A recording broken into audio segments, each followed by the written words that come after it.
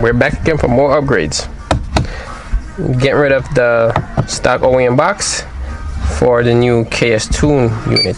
This is neutral, third I believe, and that fourth. So it's a pretty good throw. So I'm gonna see if this helps shorten the shifter, if it feels any better than currently. But this actually does feel good, but why not upgrade, right? So center console is out. Now I'm just gonna start on taking out a shifter. Just gotta pry this up, turn this, take this out, and we should be able to take this whole unit out.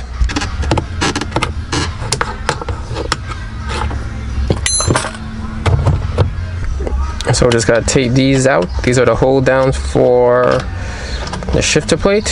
So once these are out, then I could start taking out the cable underneath the bottom. It's kind of hard to get it with this thing in the car, so in this setup it's just easier to take it out.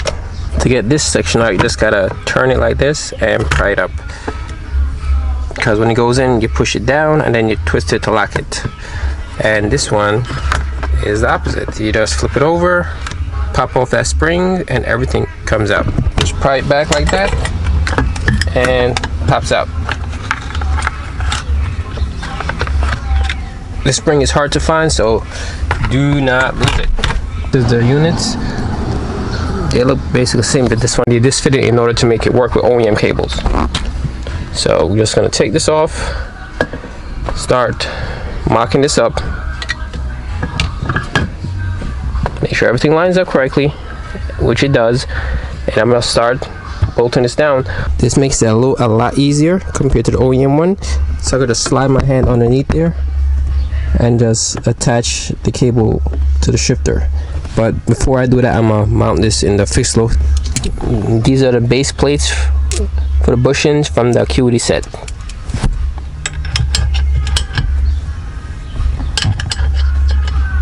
So far everything is in. There you go, you just clip it on and it's firmly secure. This comes in right here, and this portion just slides in, and you just put this clip in to secure it. But yes, the right tool will get the job done.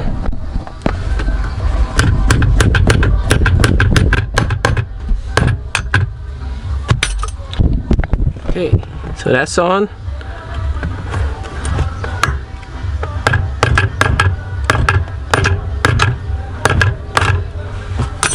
Okay, that's secured, and just gotta put this one in.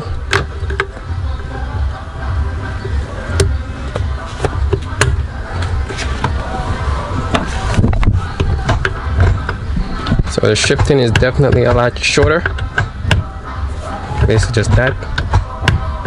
Now I just gotta adjust everything else to make sure I like it, and figure out what's going on with this one. Had a little bit of slap in the shifter on this one, so I think it may need like a little sleeve to go over it. Has a little bit of play, so I'm gonna fix that now. So the shifter is installed. Everything is moving fairly good. So everything is installed. This is a little bit fatter than the OEM one, so it is rubbing a little bit. I'm wondering if the I'm wondering if the hybrid shifter will be able to sit a little lower, so I could, get the factory one on without having to modify, cut it, or anything.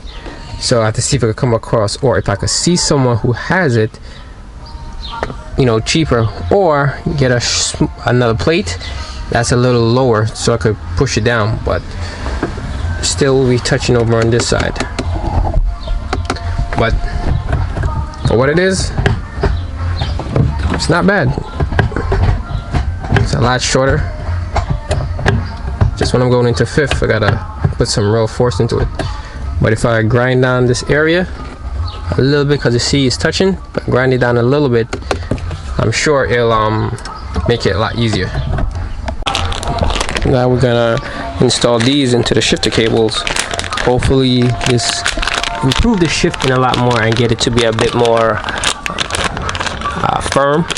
So far the shifter did a great job, but I'm just going to do the bushings since I'm already here. So this is the old one, just complete rubber. This is a hardened aluminum. This should allow you to have a little bit more crispier shift, hopefully. So there's one, it's installed. Just gotta put the cotter pin through. That should secure this. Now I gotta work on the smaller one. I'm gonna try to record this one so I can show you. It's not very difficult, but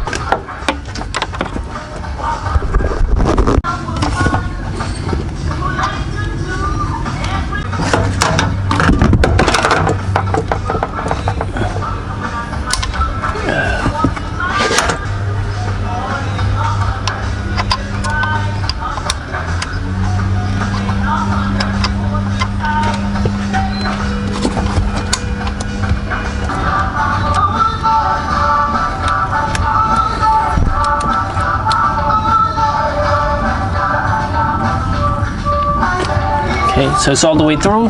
Gotta put this on to lock it underneath the bottom so it doesn't slip off.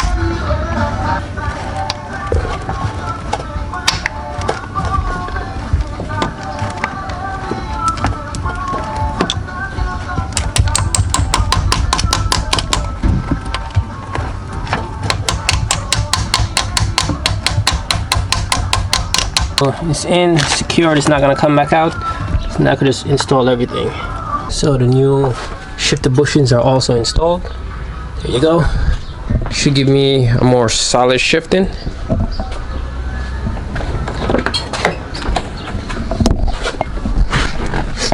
Get rid of any slack that's in the shifter.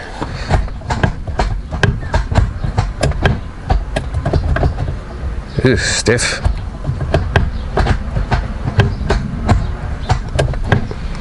That is what I wanted, so I'll take it for a drive and see how it feels. I'm gonna take the car for a drive, see how the shifter works.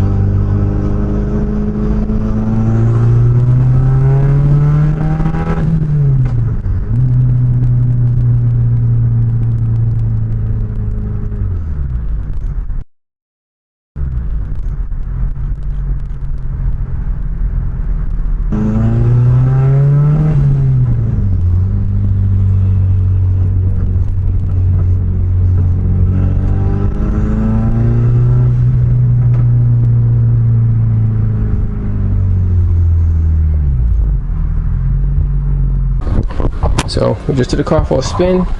As usual, I'm double checking. Hot. Hot. Make sure everything is working the way it should. I really want to change this, I don't like it. But it's hot.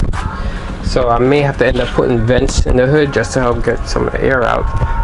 But it is very, very hot. Regarding that, everything else seems to be working well.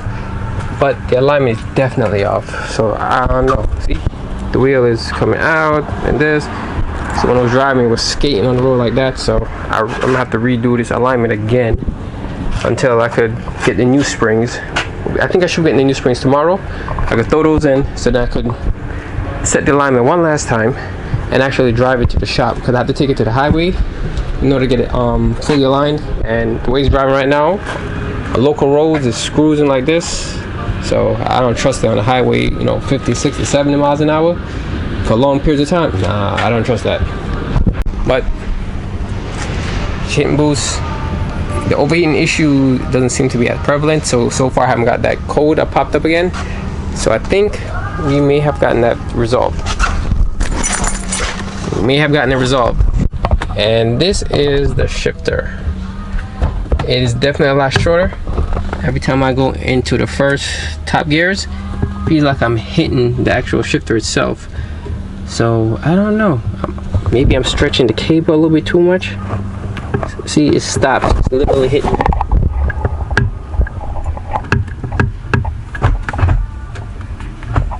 See, there's space in the back. So I gotta figure out how to adjust this. Because right now, that's neutral. And first gear is hitting. Literally hitting. So, but all the back gears are fine. So I think I'm gonna stretch the cable if I keep it like this. So I gotta figure out how to adjust that. Tell me pretty lies, look me in the face. Tell me that you love